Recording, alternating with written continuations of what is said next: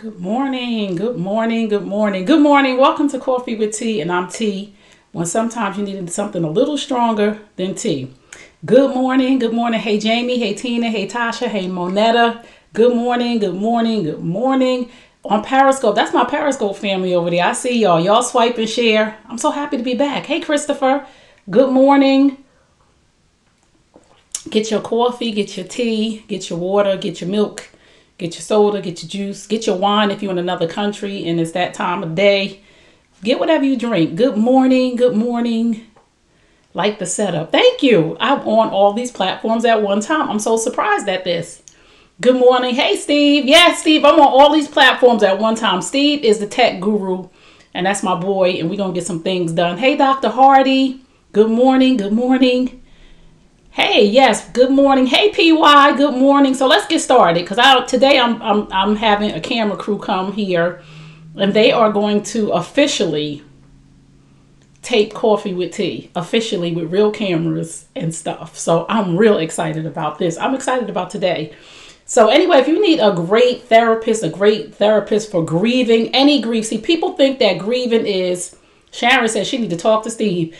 People think that grieving is just from death. And I've learned this from Dr. Hardy because Dr. Hardy is my girl.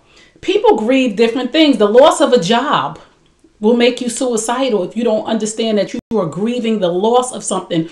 So I'm gonna have to interview Dr. Hardy because we need to know all about grief. Hey, Soul G, I miss you so much. Hey, Pastor Hunt, good morning. I miss y'all. So let's talk about Black women being bitter. Because somebody posted something the other day and it just really ticked me off. And it was a man. So I want to explain some things to them. Oh, you got your book? Good. I'm so glad. I'm glad. Yay, yes. She's talking about my book is Healing Time, Men Hurt Too. She ordered it for a man so that he can get the help that he needs. But it was a brother. Hey, cousin. My cousin Tootsie is on here. I'm coming to Maryland. Jermaine's spring break is coming. I got to call you because I need to see you. It's been way too long. We don't even do this. I don't even know what's going on with this whole Mercury and retrograde. I don't even believe none of that stuff. But March was a hot mess. So a man posted that Black women are bitter. So I'm gonna school some of the Black brothers on here about Black women and us and why you think we not bitter. Let me just say this. Black women are not bitter. And y'all know I got my notes in front of me. We're not bitter, we hurting. We are hurting because of the betrayal that we have to keep going through, right? We have been betrayed by Black men. The Black men that we date, we have been betrayed by our fathers who did not know how to father. And this is not here to blame you. This is just here to explain to you. Did I just hit a hot 16? I think I did, but I'm going to stop right there. This is here to explain to you how we feel. Because we have a lot of people saying that Black women are bitter, and it's coming from different sources. It's not coming from the Black woman. So if you really want to know what we are, why don't you just ask us? Why don't you go ask a Black woman, are you bitter? No, and I'm telling you, 9 out of 10 of them will say, some of them are bitter because they need help. But 9 out of 10 of them will say, no, I'm not bitter. I'm just hurt. I'm just tired. I'm just tired of being betrayed by my father listen, fathers, your grown daughter needs you. Hey, Nadine, fathers, your grown daughter needs you. If you have not been in her life for 50 years, say 45, because maybe you dropped off at 5 years old or 2 years old, show up now. She needs you. She feels betrayed by the first man that was supposed to love her and protect her. So we're not bitter. We're hurting because we can't understand why every time we let our guard down to let somebody in, to let them, and this is about men right now. I'm not even going to talk about girlfriends who betray us, how we betray each other. We're going to talk about men right now. Every time we decide to let somebody in, we done been cheated on, and we tell a brother, listen, I done been through some things. I have gone through some things. I've been cheated on. I've been deceived. I've been misused. I've been abused. So please don't do that to me. And what happens? We get cheated on again. We get abused again. We get misused again. We get taken advantage of again. And then people wonder why we have a wall up. And y'all call it bitterness. No, I'm not bitter. I've never really been a bitter person. But I've been hurt. I've been tired. I've been desperate. I have put up walls to protect my heart, to guard my life, because I don't know what else to do right now. Because all we asking for as black women is loyalty. All we asking for is truth. Listen, this is the truth. The truth is we can handle the truth, whatever it is. We can't handle lies and deception, because then it makes us look bitter when we decide to say, I'm not putting up with this anymore.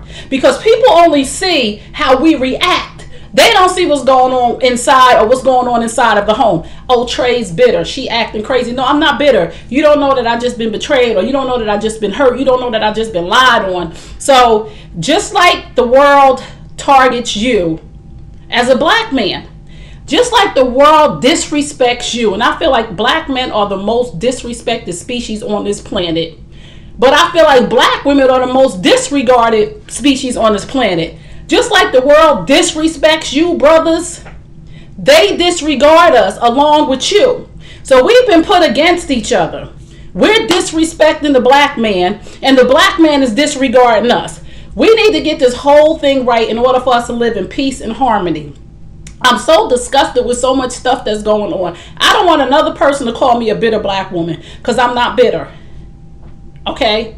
I have done a lot of work to heal. I have done a lot of work to be whole. I have done a lot of work to trust people until they give me not a reason not to trust them. And I'm going to tell the brothers out here too who are with a woman right now.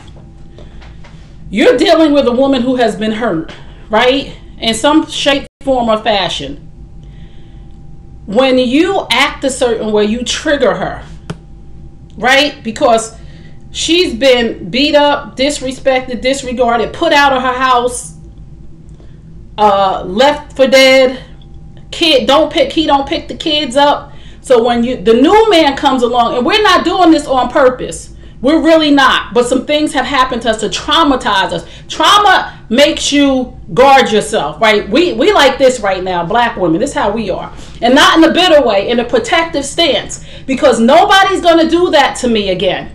I'm tired of this ish. Nobody's gonna do that to me again. So when you come in and we put our dukes down, dukes, that's old school, telling my age. When you come in and we trust you, we say, this time, I don't want to put up a wall.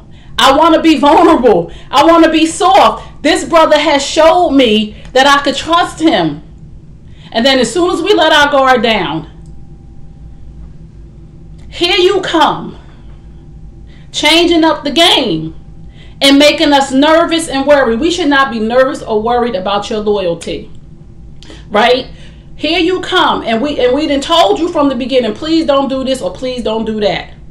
And then again, we got to put our dukes up with you, and we tired of holding this stance, brothers. We tired. We need y'all to protect us, to provide for us. And I ain't talking about Burberry and red bottoms and pocketbooks and furs. That's not what I'm talking about. I'm talking about we need you to provide for us mental peace of mind, mentally. Physically, we need you to touch us in a gentle way. Yes, we put up airs and guards and pretend to be something that we're not. Sometimes we're not strong sometimes. But we got to act that way because we're scared we're going to be betrayed again. Betrayal does something to your spirit. Does something to a woman's core, to her. It hurts her to her core, to her soul. And if we don't get the proper help, we don't know how to receive a good man. Because there's a lot of us, and I'm telling ladies, listen, we got to stop self-sabotaging with the good men. We got to stop this too, because I get it. I have self-sabotaged myself to protect myself, to say, I know, and this is for us, the lady. This is for us, the ladies. Listen, we manifest what we think. We're going to bring this thing on. We can make something happen in our home. I know he going to cheat on me. Everybody cheat on me. It's something about me. We got to stop that. Don't do that to yourself. But back to the brothers. Let me look at my notes. Okay, for y'all, those of you who just tuned in, thank you for tuning into Coffee with T, and I'm T. We are talking about black women are not bitter.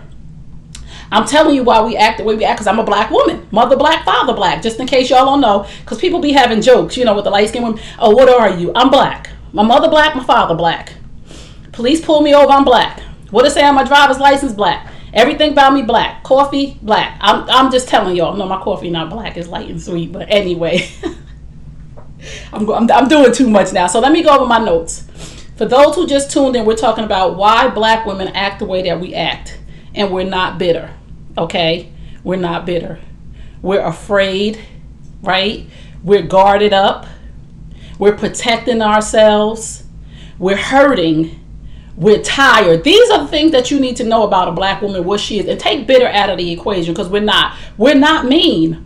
I'm not a mean person at all. But sometimes I feel like I got to step to you in order for you to understand. And when I do, then you want to call me bitter. Every time we let our guard down, we get betrayed. Okay? The healing starts with receiving protection from our brothers. The healing starts with receiving protection from our brothers. We need y'all in the workplace. Don't let nobody talk to us any old kind of crazy way. We're not saying you got to fight the brother at the job, or we're not saying you got to fight the man. We just saying step up and say, no. You're not going to talk to her like that.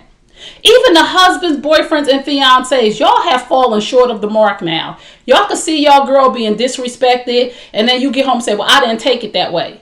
Well, if I took it that way, and I told you I was taking it that way, and it was moving in that direction, I'm expecting you to step up for me and say, no, you're not going to talk to my... Hold on for a second. Can I block people on here? Let me see. Okay, let me see, because this man needs to go. Let me write his name down, because he about to make me curse him out. And I'm not even in curse out mode in my life anymore. Let me write his name down so that I can block him. Hold on, you guys. As soon as I get on my Periscope, he's going to go. I'm not even going to give him the leisure of anybody even speaking his name into existence, because he is a peon and ain't worth it. Okay, so check it. We need help to not self-sabotage. But the truth is, black men keep hurting us. And we need our brothers to step up to the plate and make a conscious decision when you are going to get into a relationship with us. When you are going to get into a relationship with a black woman, please make a conscious decision that at the end of the day, if it's not working, you will be gracious enough to say that it's not working. So you don't add on to that betrayal, because we're okay with the truth. We really are. We're okay with you walking away. We're okay with you saying this is not for me. We're okay with it coming to a point in a relationship 2 years, 3 years, 4 years, 6 months and saying, oh, I thought this was something else, but it's not. We're okay with that. We heal. We're strong. What we're not okay with is the betrayal, because it keeps happening over and over and over again, which makes us look bitter when we're not. We're actually hurting and protecting ourselves. Stop. Listen, black men, please. Listen, just listen to this, please. And my sisters are saying you telling the truth. This is just not from me. This is from me talking to sisters. Yeah, he's on Periscope, Brian. And I'll send my brothers over there on you, bro. And you won't even know, because you ain't even a brother. So this ain't probably even for you. Goodbye. Stop cheating. Stop lying. Stop being irresponsible with our feelings. Please, God, Jesus, and all the disciples, can you please speak to our brothers' hearts and tell them to stop being irresponsible with our feelings, because we have feelings. And for so many years and so many people thinking that we have this protective barrier, black women are strong. We have feelings, and you guys are being very irresponsible with our feelings. See, sometimes people say when we say, I don't trust you, right? Something's on my screen. When we say to a man, I don't trust you, the first thing he thinks is, you accusing me of cheating and I ain't slept with nobody. No. That's not what we're talking about. We're not talking about you sleep. That's the least, that's a peon little tiny thing. We don't trust you to run the household. We don't trust you to make the right decision for everybody involved. We don't trust you to pay the bills. We don't trust your decision making, and that's hard to be with somebody when you don't trust their decision making. And so many men think that when a woman say, I don't trust you, is because another woman. No, we're talking about some other things going on here. I don't trust you with my feelings. I don't trust that you will be careful with my feelings and cautious with how you speak to me. So stop cheating, stop lying, stop being irresponsible with our feelings. Stop leaving us to raise kids by ourselves. Even if you don't want to be with us, show up for the kids. I'm tired. I need a break. This our baby. We went half on a baby. Y'all remember that song? I did not have a baby by myself. And neither did any other black woman in this world. So stop leaving us to raise our children by ourselves. Come pick up little Timmy. Please, come get him for 2 hours. If you don't have no place to take him, if your new girlfriend don't like it, listen, stand up and be a man. Stop betraying us. Because when you don't come get your children, it's a form of betrayal. Because we trusted you to have a child with you, that you will handle your responsibility no matter what. And we have these conversations, right, ladies? Raise your hand. If you have had a conversation with a man in a relationship and said that no matter what happened between me and you, we don't have to fight, argue, kick, scream, shout. We can still be cool. But no matter what happens between us, please take care of your child. Let's have a relationship with the children. Raise your hand if you've had these conversations and now you're raising the child by yourself. Go to the park. That's right. Take them to the park. Take them wherever you need to take them. Raise your hand if you have had these conversations with a man and now he ain't showing up to help with the kids. I see you, LaFrancis. I see y'all. I see you. Yeah, I see you, Jules. I see you. Listen, brother, show up for your kids. That is the worst form of disrespect ever, to not respect your own flesh and blood. It's tired and it's sad. I'm going to say it. It's tired and it's sad to not have regard for your own flesh and blood. Your own child, your own seed. Some of y'all, your own namesake. You got little Junior running around here. You don't even come get him. He got your name. Where they do that at? And I don't mean to call nobody out. But when I start talking about stuff, I'm talking about stuff that's happening in my life. I'm not talking from the sky. I'm not talking about something I never experienced. I'm talking about things that's going on right up in here. Oh, as a matter of fact, let me say that right now too. Today is Autism Awareness Day, World Autism Awareness Day. I have a son who is 9 years old who's on the spectrum. He's nonverbal. He's the best little boy in the world, but he has autism. So let's acknowledge autism today and ask questions. If you don't know what autism is, if you don't know how we deal with it, if you have a friend or a family member who has autism, please check on them. Go help them with the kid. Now back to this. Again, I said this earlier. Fathers, show up for your grown daughters. It's not too late. Your daughter, this is to the grown, listen, share this with your grandfather and your father if he has other children outside of a relationship. Because the truth of the matter is a lot of black men have 2 different sets of kids or 3 different sets of kids. And he's dealing with one set, but the other set ain't getting none of his attention. So if we got some grown siblings on here, go talk to your father and say, go see my sister. Trey says she needs you. Even though she's 45, even though she's 37, even though she's 26, she needs you. She keep ending up in bad relationships because you weren't there. Go and take your boulders off her back, Daddy. Go tell her dad that you love her and why you weren't in her life. And this is not to blame him or shame him, but your daughter needs you. Your grown daughter, Dad, needs you to come and say, listen, I didn't see you because your mother wouldn't let me. I didn't see you because every time I came to pick you up, we had a fight. Your mother started yelling and screaming. The police arrested me. So I'm sorry I gave up. It was just too much. I know. I dealt with this with some women. I dealt with some women hiding the children and all the foolishness and nonsense. But the children will make it their fault. Even us grown daughters. And my dad lives in California. I have not seen my father since I don't know when. I'm aware though. So see, self-awareness will help you heal. I'm aware that it has nothing to do with me, but it took a lot of work for me.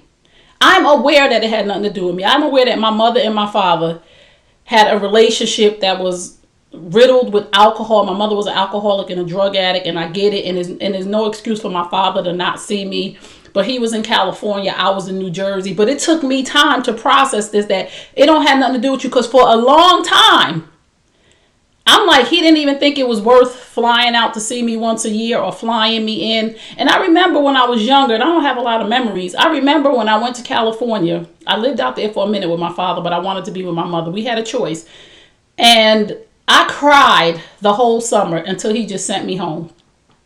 He just said, please, just let me get you a plane ticket and send you home. Because I was homesick for my mother. But I think that was the last time I went out there. I need us. Don't blame. Don't blame. This is not about blame, but this is about the fact that siblings, if your father's in your life and you know that you have a sister or a brother that he does not see, have a gentle conversation with him. Hey, Miss Biscuit Head, have a gentle conversation with your dad and say, Dad, whatever your sister's name is, or bro, they need you right now. We're going to pick the phone up. We're going to call them right now. And we just going to say, listen, I love you. We love you. Because this is damaging to us. I'm telling you, this is very damaging. Black men, please defend us. Don't talk to us any kind of way. Please. Don't talk to us any kind of way. We are soft and gentle on the inside. Even though we put up this persona, I told y'all we in this stance because we ain't going to let nobody mess with our kids. We ain't going to let nobody mess with our men. We ain't going to let nobody mess with our money. But we soft on the inside for you. So we need you to not talk to us any kind of way. Yelling and screaming makes us nervous. Even though we look tough. I'm from the hood.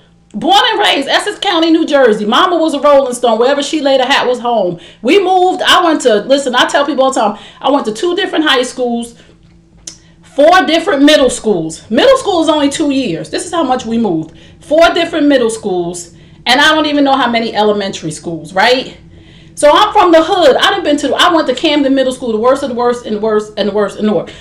And my mother got me out of there because it was too much for me. I wasn't even that hood. But there's a soft side of me. And I need my man to always recognize that. I need my brothers to always recognize that. The brothers that I work with, the brothers that come around me, I need them to understand that there's a soft side of me. Don't talk to me any kind of way. It's not what you say to us, it's how you say it. This is so important. It's not what you say to us, because we need to have real conversations. And believe it, Black women, we love to have real conversations, don't we? We really, really love to have good productive conversations. We just don't like to have conversations where it's a battle, because there's no reason to battle, because communication is key for us. But how you speak to us will set something off in us. I'm trying to tell you, and it's not on purpose, because we've been through some stuff. And some stuff happened to us. And somebody then socked us in the eye, or somebody has beat on our mother. So when you raise your voice, and we from a dysfunctional home, I'm just trying to tell y'all some truth right now. I grew up in a dysfunctional home where there was abuse and drugs and alcohol. So when people scream, a man, in my little girl mind, 5-year-old Tracy, in the back of my mind, I know what's coming next. Okay, so let me get in my stance. Let me back off. Let me raise my voice. Let him know that I'm not going to take that. You're not going to hit me, because this is a trigger for you. Got to understand how we have been in society for a long time. So you could come talk to us about anything, whatever it is. But when your tone go to a certain place, you set off something in our mind. Too many of us have, as Black women, have been molested, disrespected, abused in the home. Our mothers have been abused, and this has been a vicious cycle, and nobody's telling the brothers how to deal with us. And because we get alarmed and we get nervous, so we ready to fight, right, ladies? Listen, you're not gonna hit me, because I'm thinking to myself, why is he yelling? Camden Middle School. No, I didn't live in Camden, New Jersey. Yeah, that's a war zone. I went to Camden Middle School in Newark. It was bad back then. I can't imagine how it is now. Because like I'm telling you, brothers, we thinking, what's next if he yelling and screaming and can't control himself? That's a fear right there. Because I can control myself to not yell. I really can. Like, I don't yell. I haven't yelled really in a long, maybe at my kids a little bit, but I still try to control that too. But with my man, I've gained a certain amount of respect for him as a man from my growth and from writing a book, It's Healing Time, Men Hurt Too. So I've been in a relationship for 2.5 years, and I have not raised my voice at him once. I have not cursed at him once. I have not said anything derogatory to him once. I have not said anything to put a stain in his brain to make him feel some kind of way about me. And that's self-control. Because I need him to understand that I can control myself. And he has not yelled and screamed at me once or put anything at all, because I would be triggered. So I'm in a place where it's healthy. But if I know that he can control his mouth, I know that he can control these. But when I know you can't control your mouth and you start yelling and screaming and calling people bitches and you ain't this and I'll do that, I know you can't control your mouth. I don't know what's coming next, but I tell you what, I'll start sleeping with the hammer. It'll be hammer time because you're not going to hit me. And you're not going to make me feel some kind of way in my home. So I hope this was helpful. If you just tuned in, you're tuned into hashtag Coffee with T. And I'm T. And I'm here just in case you need something a little bit stronger than the T. When you need the truth. The T for me is the truth, transparency, and tough love. Because we need these things. Black men, stop running over. Okay, I'm just reading some comments. So I thank y'all for being here. But I got to get ready to go because today I'm officially taping Coffee with T. The hammer or the black skillet. It's a black skillet upstairs too. But I haven't had that problem. And I want my sisters to know too. We are, and this is what I tell my clients. We are the thermostat in our house. We set the temperature. So I'm not cautious in my house and I'm not walking on eggshells, right? But I know that if I'm yelling and screaming, he gonna yell and scream. I know if I'm stressed, my children and everybody in the house is going to be stressed. I know when I'm relaxed. Hey, Steph. I know when I'm relaxed, everybody's relaxed. Because I set the temperature in the house. Like, I'm the gauge for everybody. When everybody walks in the door, whatever mood I have set is going to either cause drama or it's going to cause peace. And I choose peace. And like I said, I'm human. So sometimes my mood ain't right, but most of the time I could get myself together. So ladies, remember that we are the temperature in our house. But men, I'm telling y'all, we need y'all. Black men, my black brothers. Black women are not bitter. We're hurting from the last dude. We're hurting from our dad.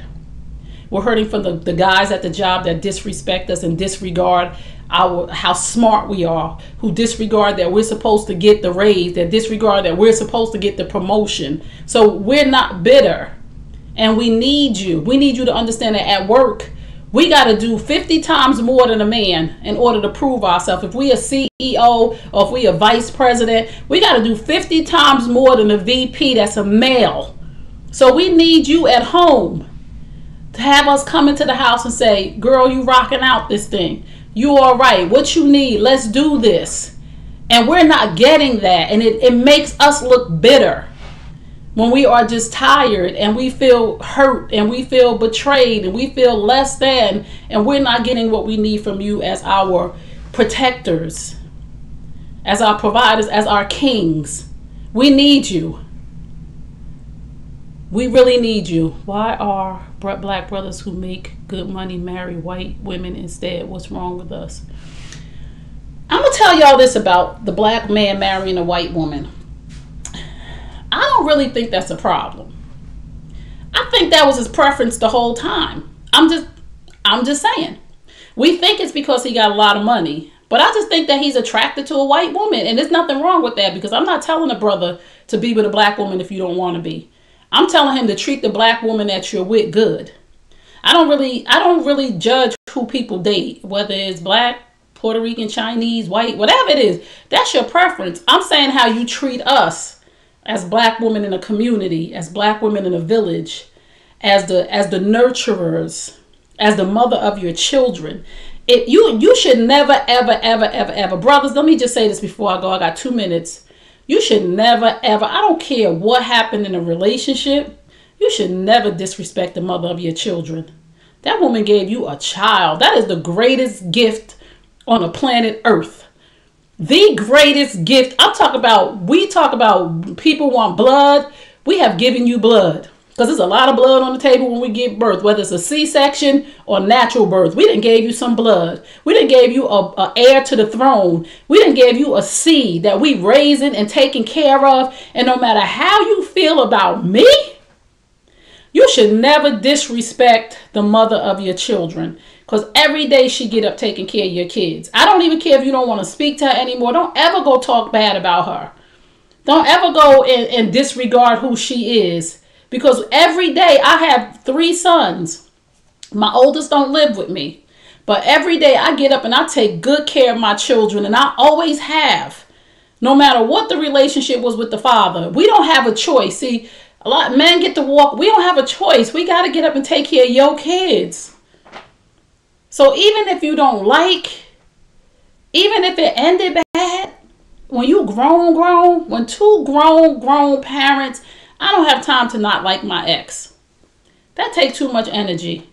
I don't want a relationship with him or a friendship. I just want a co-parent.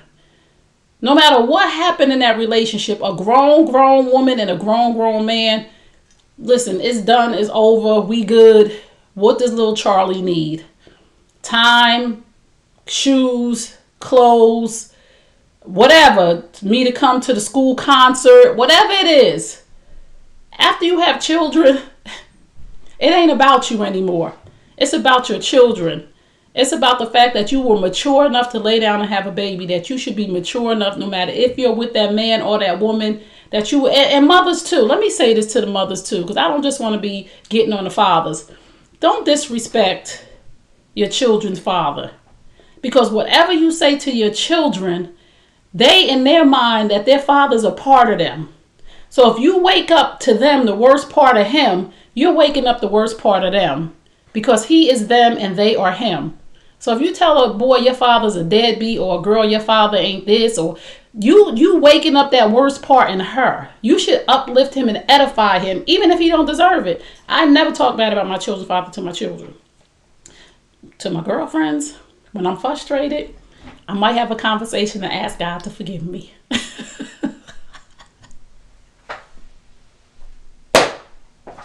But not to the children. But seriously, when you're over it, you're over it. If you're still talking bad about your ex, then you probably still are involved in it. I'm not saying that you want him, but he probably still got some hold on you, and you should never have that.